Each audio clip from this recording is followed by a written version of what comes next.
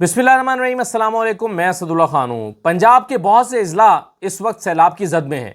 कई अजला, कई शहर, कई देहात और कई खेत, ज़रई रकबा, खड़ी फसलें, तैयार फसलें सैलाब की जद में आ चुकी हैं। और कई जो इलाके हैं वो खदशा है कि आज रात में लपेट में आ जाएंगे, कल सुबह में लपेट में आ जाएंगे। तो कई अजला में इस वक्त पंजाब में सूरत हाल बहुत ख़राब है। और अभी हाल ही में जापान का तवील दौरा किया है मरीम नवाज साहिबा ने, 10 दिन का दौरा। और ये 10 दिन का दौरा उन दिनों में हुआ है कि जब सैलाब की आफत पंजाब को लपेट में लेने के लिए तमाम पेशगोइयाँ हो रही थी कि सैलाब आने को है, सैलाब आने वाला है। यानी एक ऐसी इमरजेंसी नाफिज होनी चाहिए थी कि जिसमें किसी को खाने का भी होश नहीं होना चाहिए था। ऐसी तैयारी, हर वक्त मीटिंग्स, सुबह शाम इस पर जो इमरजेंसी वाले इलाके हैं, इमरजेंसी रूम्स कायम होने चाहिए थे, मैप्स लगे होने चाहिए थे। जो ऐसे ख़तरात में घिरे हुए इलाके हैं उनके लिए प्लानिंग हो रही होनी चाहिए थी। लेकिन मरीम नवाज़ अपने 30 रुकनी वफ्द के साथ चली गई जापान, और 5 दिन का दौरा उनका 9 दिन के दौरे में कन्वर्ट हो गया। अब आज जो लोग सैलाब से अपसेट हैं, नाराज़ हैं, ज़ाहिर है मुतासिर हुए हैं, तो इस बात पे भी वो नाराज़ होते हैं कि कहीं कोई डिस्ट्रिक्ट इंतज़ामिया, कोई डीसी, कोई अफसरान, कोई पूछने वाला ही नहीं है।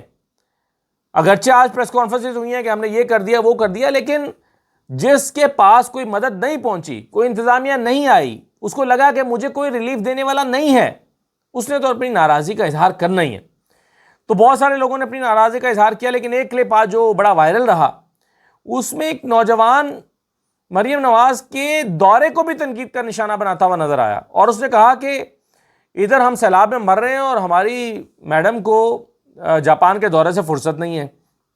तो मैं आपको जरा सुनवाता हूँ पहले के क्या कहा इस नौजवान ने, जरा सुनिए। अस्सलाम वालेकुम जी। जनाब गवर्नमेंट हुकूमत नूं मेरी ये अपील है कि जनाब अपने दौरियां ते ना थोड़ा को खर्चा घट करो। ਅਸੀਂ ਪਾਕਿਸਤਾਨੀ ਆਵਾਮ ਆ, ਅਸੀਂ ਤੁਹਾਨੂੰ ਟੈਕਸ ਦਿੰਦੇ ਆ। ਇਹ 4 ਜਾਨਾਂ ਮੈਂ ਰੁੜਦੀਆਂ ਬਚਾ ਕੇ ਲੈ ਕੇ ਆਇਆ, ਮੇਰਾ ਕਸੂਰ ਕੀ ਹੈ? ਮੈਂ ਤਾਂ ਪਾਕਿਸਤਾਨ ਨੂੰ ਟੈਕਸ ਦੇਣਾ। ਇਹ ਵਾਲਾ ਉੱਥੇ ਜਾਪਾਨ ਤੇ ਜਾ ਕੇ ਤੇ ਦੌਰੇ ਹੁੰਦੇ ਨੇ ਤੇ ਸਭ ਕੁਝ ਹੁੰਦਿਆ। ਇੱਥੇ ਆ ਹਰਸੀਆਂ ਪਿੰਡ ਤਹਿਸੀਲ ਡਸਕਾ ਜ਼ਿਲ੍ਹਾ ਸਿਆਲਕੋਟ, ਤੈਨੂੰ ਮੈਂ ਦੱਸਾਂ, ਤੂੰ ਮਰੀਮ ਨਵਾਜ਼ ਆਪਣੇ ਦਿਲੋਂ ਛੁੱਟੀ ਹੈ, ਤੈਨੂੰ ਅਹਿਸਾਸ ਹੀ ਕੋਈ ਨਹੀਂ। ਕੱਲ ਬਰੋਦੇ ਮੈਸ਼ਰ ਤੈਨੂੰ ਇੰਨਾ ਕੋ ਜੁੱਤਾ ਪਏਗਾ, ਇਹ ਮਾਸੂਮ ਜਾਨਵਰਾਂ ਨੇ ਤੈਨੂੰ ਗਾਲਾਂ ਕੱਢਣੀਆਂ ਨੇ ਤੇ ਉੱਥੇ ਤੈਨੂੰ ਜੁੱਤੀਆਂ ਮਾਰਨੀਆਂ। ਤੂੰ ਜਿਹੜੀ ਮਾਂ ਸਭ ਦੀ ਬਣੀ ਹੈ, ਤੈਨੂੰ ਅੱਜ ਤੱਕ गैरतमंद ही नहीं टकरिया। कुत्ते हो नहीं वसदी तुहाडे दी गल। हुकूमत छड्डो, जलीलो, जिथे जांदे हो चोर चोर दे नारे लगदे। किड्डी को बेहयाई दा हलवा खा लिया जे, कुछ ख्याल करो। तो ये सियालकोट की तहसील डस्का के एक नौजवान के जज्बात हैं। मैं हाथ जोड़ के दरख्वास्त करूंगा मरीम नवाज की हुकूमत से कि खुदा के लिए अब इसको उठा के इसे माफिया ना मंगवाइएगा। बेचारा दुखी दिल है, बेचारा बड़ी मुश्किल से अपना माली नुकसान करा के और अपने जानवरों को, अपने माल मवेशियों को बचा के बाहर लाया है। इसको कहीं ढूंढ कर उठवा ना लीजिएगा, इसको उठवा के माफिया ना मंगवाइएगा। माफ़ कर दें, बेचारा दुखी है, दुखी दिल समझ के छोड़ दें।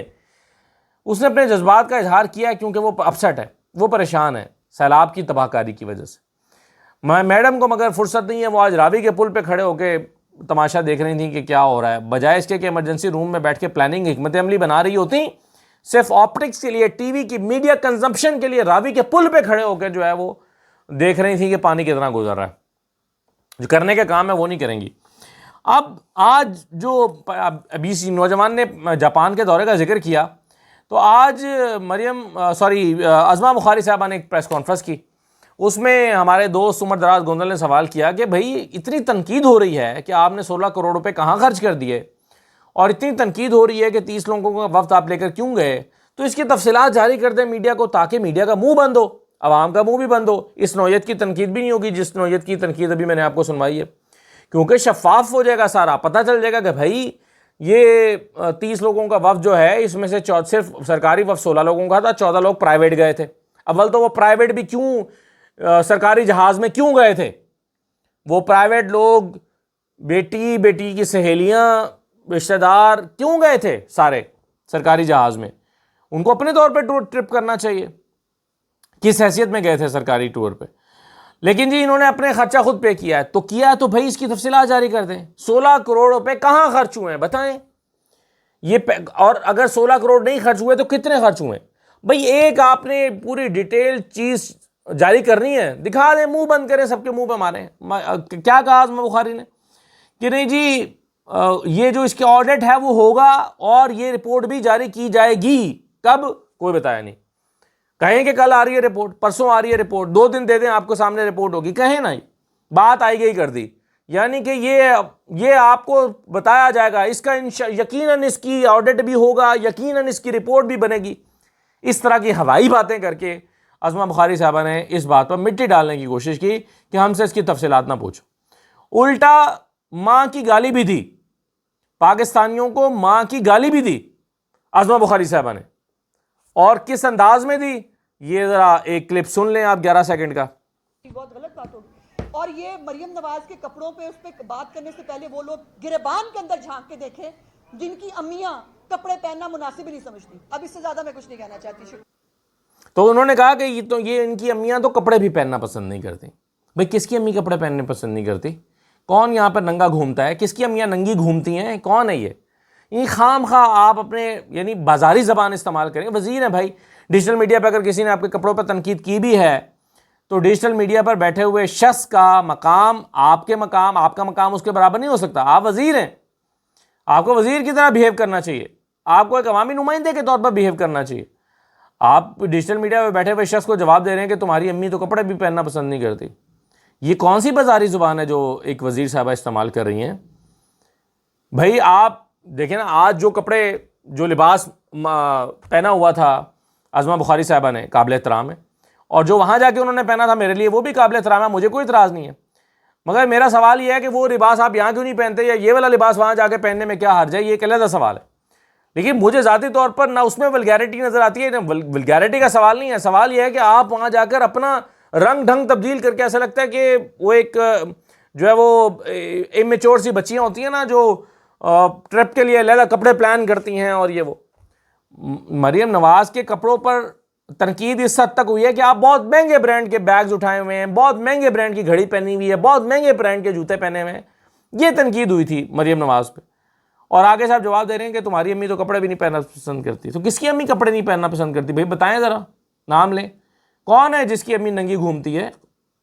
مطلب افسوس ہوتا ہے کہ یار کس طرح کی زبان عظمہ بخاری نے استعمال کی ہے, بجائے اس کے کہ وہ جینوئن کوسچن جو لوگ اٹھا رہے ہیں اس کا جواب دیں کہ بھئی یہ 30 لوگ کیسے چلے گئے اور کیا لے کر آئے ہیں, کیا اچیومنٹ ہے.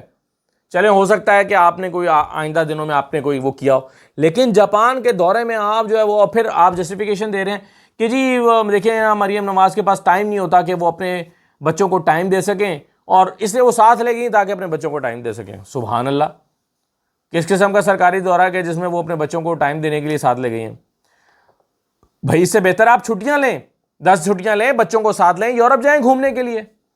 کیوں نہیں گھومنا چاہیے؟ سب کو گھومنا چاہیے. میں خود گھومنے جاتا ہوں. آپ کو ٹورزم کرنے چاہیے. آپ پورا سال مریم نواز کام کرتی ہیں نا بطور وزیر اعلیٰ, 10 چھٹیاں لیں اس میں سے. ویسے بھی 10 چھٹیاں لے کے آپ چھانگلا گلی چلے جاتے ہیں نا اپنے والد سے ملنے. ابھی گئی تھی نا پچھلے دنوں, 10 دن کی چھٹی پنجاب سے کی تھی اور 10 دن کے لیے وہ مری میں بیٹھی رہی تھیں. تو بھائی آپ چھٹیاں لیں, اور چھٹیاں لے کے 5-7 چھٹیاں لیں اور یورپ جائیں بچوں کو گھمانے کے لیے. یہ کون سی جسٹیفیکیشن ہے کہ جی چونکہ وہ بچوں کو ٹائم نہیں دے پاتی اس لیے وہ ساتھ لے گئیں تاکہ ان کو ٹور کرا سکیں؟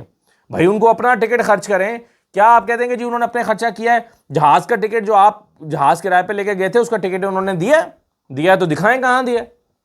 دکھائیں گے نہیں, صرف باتیں کریں گے. دوسرا مجھے ایک بات سمجھ نہیں آتی جو بار بار بڑی کیا کہنا ہے, بڑے فخر سے کہا جاتا ہے کہ جی مریم نواز تو جو ہے وہ تنخواہ بھی نہیں لیتی, شہباز شریف صاحب تو تنخواہ بھی نہیں لیتے.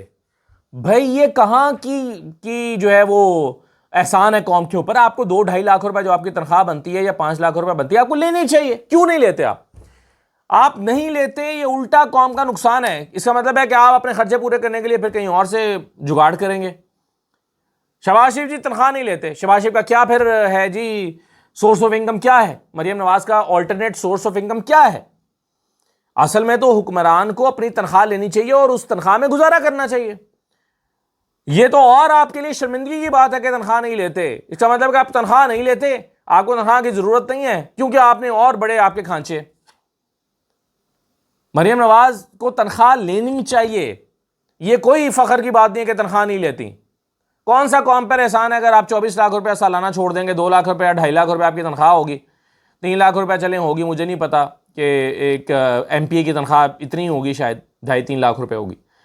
تو اگر ایک آپ سال کے کوئی 25-30 لاکھ روپے قوم کے چھوڑ رہے ہیں تو کوئی احسان نہیں کر رہے. لیں قوم سے 25، اس کو جسٹیفائی کریں، اپنی آپ کی جاب ہے. لیکن یہ کہنا کہ جی تنخواہ نہیں لیتے تو یہ کوئی احسان نہیں کر رہے، ایسے پورے کر لیتے ہیں. بھائی تنخواہ نہیں لیتی، اپنی اولاد کو فری کا ٹرپ کرا دیا ہے، اور اس طرح کی نہ جانے کتنی چیزیں ہوتی ہوں گی. تو بہتر ہے کہ تنخواہ بھی لیں اور قوم کے پیسے بھی ضائع نہ کریں اس طرح کی جگہوں پہ. تنخواہ نہ لینا یہ کوئی فخر کی بات نہیں ہے میرے نزدیک، بلکہ الٹا تشویش ہونی چاہیے. قوم کو تشویش ہوتی ہے یہ بات سن کے کہ یار اگر تنخواہ نہیں لے رہا تو کہاں سے خرچہ چلا رہا ہے، پورے تو نہیں کر رہا کہیں سے. وہ کہتے ہیں جی میں تنخواہ نہیں لینی، میں پورے کر لوں گا. جیسے وہ مشتاق یوسفی صاحب کا ایک جملہ ہے خان سامہ مضمون میں، انہوں نے لکھا، تو خان سامہ کا انٹرویو کر رہے تھے تو خان سامہ نے کہا کہ اس نے پوچھا کہ آپ تم کتنی تنخواہ لوگے؟ تو خان سامہ نے کہا کہ ویسے تو میں 70 روپے ماہانہ لوں گا، لیکن اگر سبزی وغیرہ مجھے ہی خرید کے بازار سے لانی ہے تو پھر میں 40 روپے لوں گا. یعنی اگر میں سبزی بھی لاؤں گا تو پھر میں 40 روپے ماہانہ تنخواہ لوں گا، باقی پھر میں پورے کر لوں گا اسی میں سے جو خریداری کروں گا. یہ وہی بات ہو گئی. تو اس لیے یہ قوم پر احسان جتانا بند کریں کہ تنخواہ نہیں لیتی مریم صاحبہ، اور یہ حساب دیں کہ 16 کروڑ روپے کہاں خرچ ہوئے ہیں. بات آئی گئی قوم کی ماؤں کو گالیاں دے کے بات آئی گئی نہ کریں. اگلی بات یہ ہے کہ جو سیلاب کی بات ہو رہی ہے، سیلاب میں آج عطا تارڑ صاحب نے بڑے معصوم سے لہجے میں کہا کہ جی ہدایت کر دی گئی ہے کہ راوی کے بیڈ میں کوئی تعمیرات نہیں ہوں گی. تو بھائی راوی کی بیڈ میں پہلے تعمیرات کیوں ہوئی ہیں، اس کا جواب دیں. راوی کے بیڈ میں تعمیرات کیوں ہوئی ہیں؟ آپ کو یاد ہے علیم خان صاحب کی سوسائٹی پر بڑا ایشو اٹھا تھا. علیم خان صاحب چاہ رہے تھے کہ ان کی سوسائٹی کی ایکسٹینشن ہو جائے، آلریڈی وہ راوی کے کنارے پر ہے. پھر وہ چاہتے تھے کہ ان کو مزید زمین الاٹ کی جائے جو کہ دریا کا بیڈ بنتا ہے، دریا کا رقبہ بنتا ہے. دریا کے رقبے میں کنسٹرکشن کرنا غیر قانونی ہے پاکستانی قانون کے مطابق. لیکن علیم خان اس بات سے ناراض ہوئے. جب عمران خان سے پوچھا گیا، ایل ڈی اے نے پوچھا کہ یہ علیم خان یہ مانگ رہے ہیں، تو عمران خان نے کہا کہ نہیں دینا چاہیے. علیم خان ناراض ہو گئے. اس پر عمران خان نے ایک انٹرویو میں وضاحت بھی کی تھی کہ علیم خان دریا کے بیڈ میں زمین مانگ رہے تھے، لیگل کرانا چاہتے تھے، جو ہم نے انکار کر دیا اور وہ ناراض ہو گئے. اور بعد میں پھر ظاہر ہے وہ جس میں شامل ہوئے ان کو کون روک سکتا تھا. تو یہ ذرا عمران خان صاحب کا کلپ ہی سن لیجئے چھوٹا سا. علیم خان کا یہ ہے کہ انہوں نے 300 ایکڑ زمین لے لی راوی کے اندر، وہ لیگل کروانا چاہتے تھے، اور راوی کے بیڈ کے اوپر اللیگل ہے زمین. پلس ان کے کیسز نیب میں بھی تھے، ان کے کیسز یہ پینڈوراز پیپر میں بھی ان کا نام آ گیا.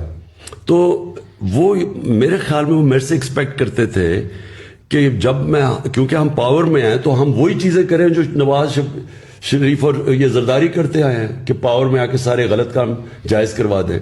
تو ڈفرنسز ادھر سے ہوئے ہیں، اور اب وہ جدھر چلے گئے ہیں کلیئرلی یہ ہے کہ ان کے لیے کرپشن کوئی ایشو نہیں ہے. تو اب کل علیم خان صاحب کی سوسائٹی میں جا کے پولیس اہلکار اعلانات کر رہے تھے کہ اپنے آپ کو محفوظ مقامات پر منتقل کر دیں، مگر یہ نوبت ہی کیوں آئی ہے؟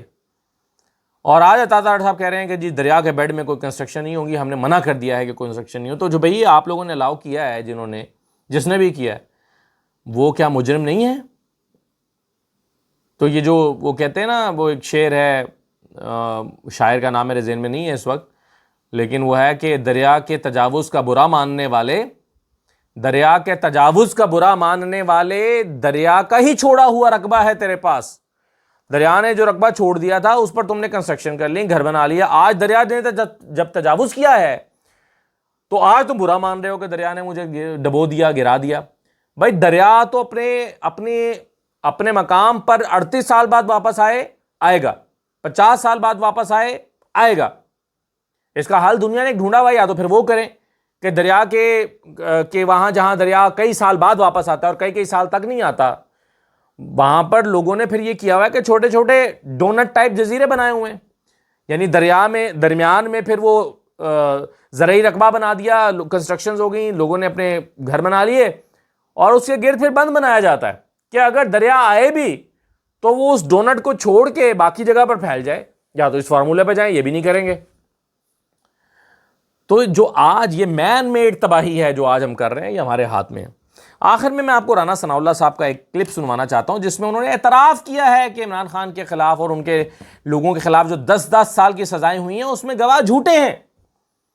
رانا ثناء اللہ صاحب نے ایک طرح سے اعتراف کر لیا ہے کہ ہاں یہ جھوٹے گواہ ہیں۔ وہ کہتے ہیں کہ جی یہ کرنا پڑتا ہے، پاکستان کا نظام ہی ایسا ہے کہ اس کے بغیر تو قانونی کارروائی عمل میں آ ہی نہیں سکتی۔ تو جواز کیا پیش کیا ہے رانا ثناء اللہ صاحب نے، یہ ذرا آپ سن لیجئے، آپ کو افسوسناک بھی لگے گا اور دلچسپ بھی۔ سنیے ذرا۔ آپ یہ سمجھتے ہیں کہ بہرحال پروسیکیوشن اور بہتر انداز سے ہو سکتی تھی، ورنہ مخالفین کو اتنا شور کرنے کا موقع نہ ملتا کہ وہ جو کہتے ہیں پولیس والے نے کہا پولیس میں میز کے نیچے گھس گیا، میں نے سنا یہ وہ۔ ہمارا ایک کرمنل جسٹس سسٹم ہے، کوئی آدمی بازار میں جا رہا ہو، پورا رش ہو، کندھے سے کندھا جو ہے وہ ٹکرا رہا ہو، اور کسی آدمی کو کوئی وہاں پہ اس کا مخالف جو ہے خدا نہ خواستہ فائر کر کے قتل کر، وہ جتنے لوگ بھی سارے اس وقت وہاں پہ موجود یا دائیں بائیں ہوں گے، کوئی ان میں سے نہ مدعی بنے گا نہ گواہ بنے گا۔ وہ کیوں اس مصیبت میں پڑے جی؟ آپ کو وہاں پہ کوئی اس کا بھائی، کوئی بھتیجا، کوئی عزیز وہاں پہ جو ہے وہ موجود کرنا پڑے گا۔ وہ کہے گا کہ جناب میرا بھائی تھا، میرا عزیز تھا، وہ آگے آگے جا رہا تھا، میں اس کے پیچھے پیچھے جا رہا تھا، اتنے میں فلاں آدمی آیا اور اس نے جناب اس طرح سے پسٹل نکالا، فائر کیا، تو میرا بھائی یا میرا عزیز جو ہے وہ قتل ہو گیا۔ تو یہ رانا ثناء اللہ صاحب نے فرمایا۔ رانا صاحب کہتے ہیں کہ بھائی یہاں پر کوئی گواہی اور دیتا ہی نہیں ہے، اگر آپ نے سسٹم کو یعنی نظام، عدالتی نظام کے اس عمل کو مکمل کرنا ہے تو آپ کو اس طرح کے گواہ پیش کرنے پڑتے ہیں۔ تو اعتراف کر لیا کہ یہ گواہ تو جھوٹے ہیں، بنائے گئے ہیں تاکہ اس عدالتی نظام کو یا عدالتی عمل کو مکمل کیا جا سکے۔ یہ رانا ثناء اللہ صاحب فرما رہے ہیں۔ تو پیچھے کیا رہ گیا ہے بتائیے۔ اجازت دیجیے، اللہ حافظ۔